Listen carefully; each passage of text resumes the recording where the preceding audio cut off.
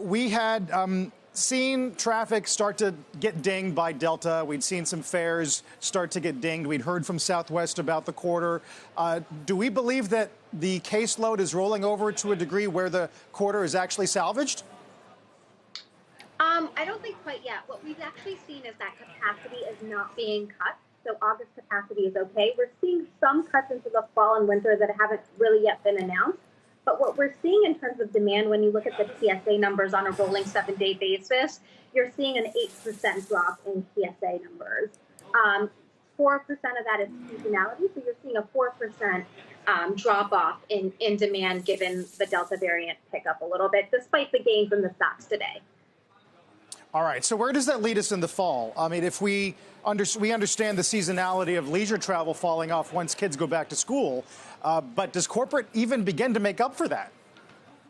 I think we're yet to see. We're going to hear from these airlines in September to see what they're seeing. Anecdotally, I have a few business trips planned in September and October, and I haven't been able to book them. I think that's really what you heard from Love is they're not seeing the bookings come through yet for September and October. And just to give you guys a recap, corporate is anywhere from 30 to 50% of revenues for these airlines, and they're about the 50 to 60% back to 2019 levels. So they're starting to inch back in the June quarter, and they were really hoping for a fall recovery, but we're not sure if we'll see that just yet.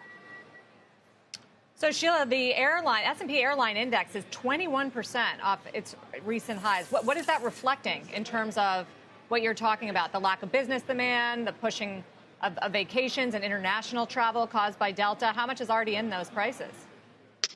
I mean, I think that's why you saw Love up the day they pre-announced negatively slightly, right? The S&P, the airlines are underperforming the S&P by about 20% over the last 3 months. So you're seeing the Delta variant impact already reflected in the stocks. And people are waiting for, maybe summer 2022 to see the real recovery. So it's really pushing out an improvement in the airline stocks 6 months. On top of that, you have cost inflation fears rising, whether it's fuel prices or wages for employees. So, Sheila, I just want to come back to business travel for a second. I mean, I know longer term we continue to have questions as to whether it will ever come back to 2019 levels. But isn't it we're seeing the Delta variant have the effect of delaying things or things that, I can cite any number of conferences that are now virtual that we're going to be in person. I mean, are you seeing the real-time effects yet of it in terms of your expectations for the fall?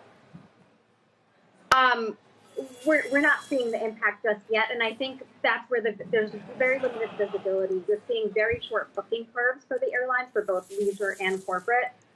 So it'll be interesting to hear what some of these airlines start saying at conferences in mid-September as they really get an outlook for Q3 and into the